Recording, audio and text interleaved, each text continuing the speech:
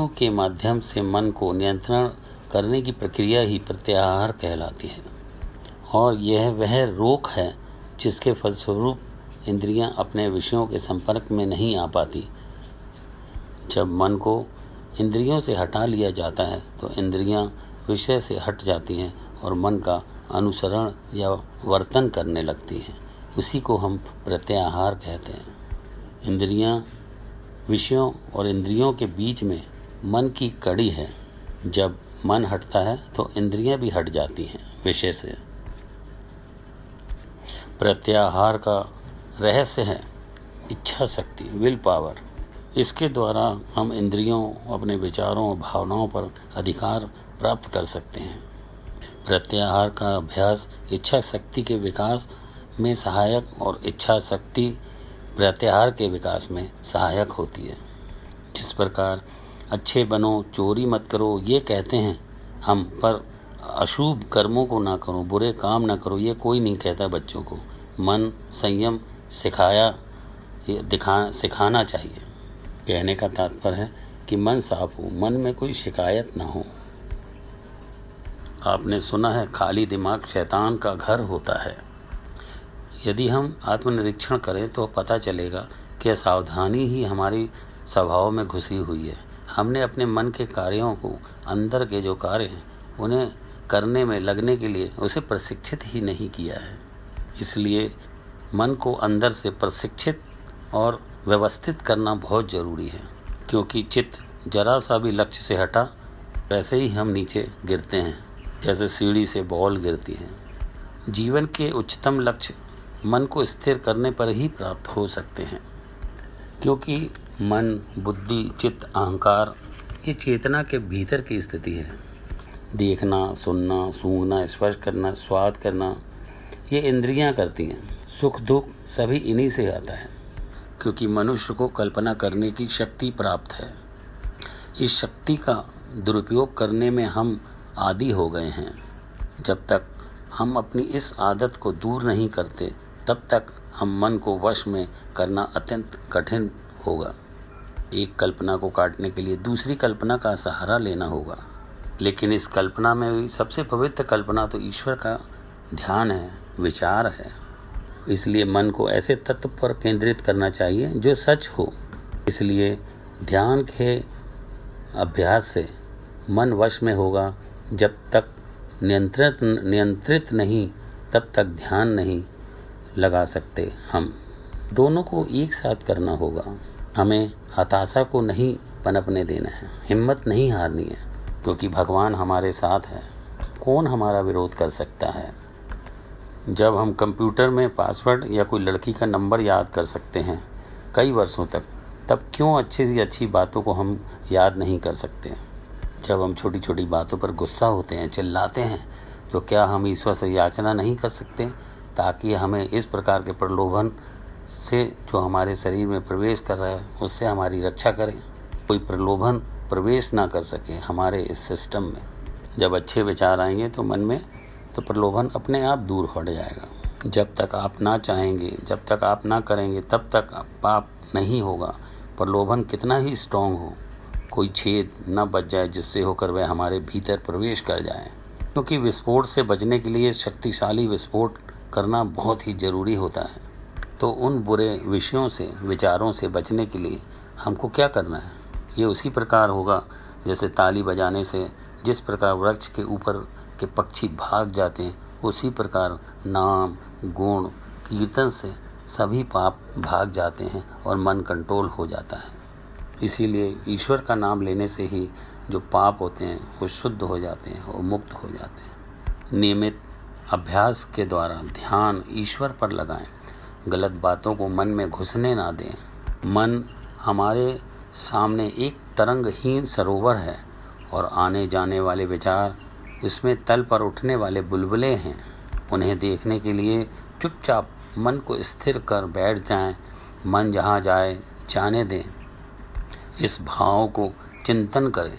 मन को देखने वाला मैं साक्षी हूँ, मैं मन नहीं हूँ। इतनी सफलता प्राप्त करने पर मन हमारा दास हो जाएगा। प्राणायाम द्वारा सांस और प्रश्वास का अभ्यास मन को स्थिर करने में सहायक होता है। मन को स्थिर करके मन को साधने में आसनों का भी योगदान होता है। सीधे बैठें, हिले डुले नहीं, शांत बैठकर जब हम स्थिर और शांत बैठेंगे तब हमें पता चलेगा कि हमारे जो विचार हैं दर्द के कारण पता चल जाएगा कि हम कितने परेशान रहते हैं। शांत नहीं बैठ सकते हम। शरीर आसन से मन को कंट्रोल किया जाता है।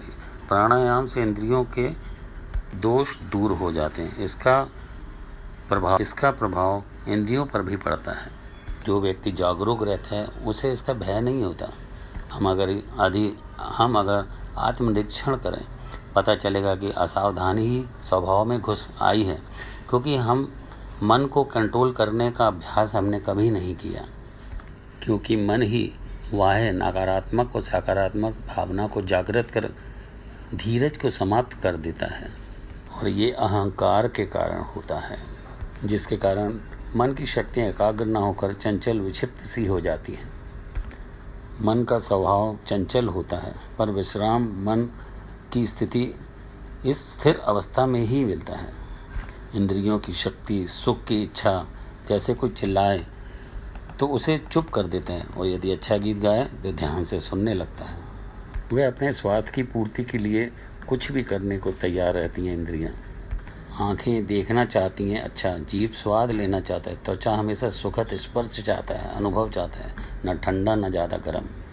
जैसा हम चाहते हैं वैसा सब करें, हमारे अनुसार चलें, सब हमें अच्छा सहयोग दें, सुने समझें, हमारे गुण देख तारीफ करें। वह एक प्रकार का नकाब पहन लेता है, जिससे वह जीवन व्यतीत करता है, जिसके कारण वह अंतःकरण का संतुलन खो बैठता है, विकास में बाधा दिखती है। यही कारण है कि मन का प्रत्याहार द्वारा उसका संतुलन बनाए रखना चाहिए, धीरज नहीं खोना चाहिए। इसलिए प्रत्याहार में जहाँ मन जाए उसे वहीं से लौटा लाओ। प्रयत्न करो, वश में करो, अच्छे बुरे की बजाय आत्मा के वश में करो। सुगंध दुर्गंध के रूप में नहीं, आत्मा के वश में करो, अपने को वश में करो, से लौटा लाओ। प्रशंसा अपमान का असर भी मन पर नहीं पड़ने देना चाहिए। कैसी भी स्थिति हो, मन को स्थिर बनाए रखना है, उसे सामान्य बनाए रखना है। अपनी इच्छा शक्ति, संकल्प शक्ति, मन को इधर उधर भागने नहीं देना, एकाग्रता नहीं खोना, अपने अंदर एक आंतरिक समझ विकसित करना है। इसके लिए आप अपनी कमजोरियों को पहचानें, प्रयत्न करें और ये देखें कि आप कब धैर्य खोते हैं। फिर चेतना का विस्तार कर, आत्मनिरीक्षण कर, दबाव बनाकर चेतना को जागृत कर उस दबाव से अलग हो जाओगे और सुख शांति लौट आएगी। क्योंकि हमारी खोपड़ी जो है घड़ी के कांटे की तरह व्यवहार करती है। घूमना चाहिए चारों तरफ, लेकिन कहीं पे जाके रुक जाती है और रुक रुक कर चलती है।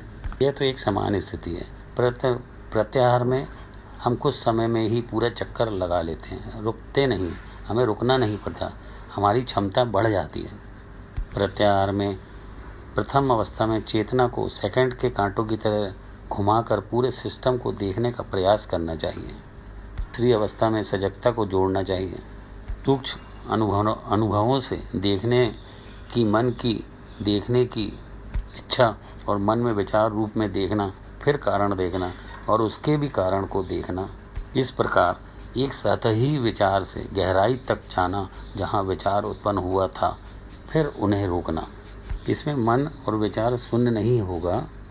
मन को रोकना मतलब मूल कारण की शुरुआत जानकर उसे दूर करना, कमी को पहचान कर दूर करना, प्रयत्न करना, खोजना, वृत्ति को रोकना। वृत्ति, इसका संबंध विचारों से रहता है। इस प्रकार हम विचारों को बांध कर शक्ति बढ़ा सकते हैं, दिशा बदल देते हैं, दिशा बदल देनी चाहिए, यही होता है। और हम इसी को प्रत्याहार कहते हैं, और यही प्रत्याहार की अंदरूनी अवस्था कहलाती है। इच्छाएं ही दुख का कारण है। जब वही वश में हो जाएंगी, दुख काहे का। जब वश में हो गई तो हम किन्हीं भी साधनों में मन को लगा सकते हैं। क्योंकि संसार से संबंध मतलब बाहर से जुड़ना, अंदर से जुड़ने को ही हम प्रत्याहार कहते हैं। विषयों के पीछे सजगता भागती है, उसे हटाकर चेतना के क्षेत्र में समाहित करना, ये प्रत्याहार की स्थिति है। विषयों के पीछे न भागकर हम चेतना के क्षेत्र में प्रवेश करते हैं, तब सजगता हटने के बाद धारणा की स्थिति कहलाती है। विचारों से माइंड को फ्री करना ही प्रत्याहार है। इंद्रियों का बुद्धि के स्वरूप का अनुसरण करना ही प्रत्याहार है। स्थूल शरीर से ज्ञान लेकर इंद्रियां, सूक्ष्म इंद्रियां मन बुद्धि को, और बुद्धि उसमें हृदय तक उसे पहुंचाती है, और हृदय में स्थित कारण शरीर के चित्रों को संस्कारों के रूप में वापस भेज देता है। चित्त जो है वो संस्कारों का संग्रह करता है। इस प्रकार चित्त तक इंद्रियों की पहुंच नहीं होती, समय लगता है। सूक्ष्म इंद्रियों के साथ मन बुद्धि का व्यापार होता है, और यदि वह इंद्रियों पर इसका प्रभाव ना पड़े तो किसी प्रकार की क्रिया नहीं होती है। इसका मतलब यह है कि यदि हमारा चित्त आत्मचिंतन में व्यस्त हो, शांत होता है, तब मन बुद्धि भी शांत हो जाती है। अब इंद्रियां भी उसका अनुसरण करती है, शांत हो जाती है। इस प्रकार प्रत्याहार में वह सभी इंद्रियां विषयों से संबंध न जोड़कर दूर ले जाना ही प्रत्याहार का स्वरूप है। तो यही प्रत्याहार है। आप समझ गए होंगे। लाइक करें, शेयर करें, सब्सक्राइब करें। हरि ओम।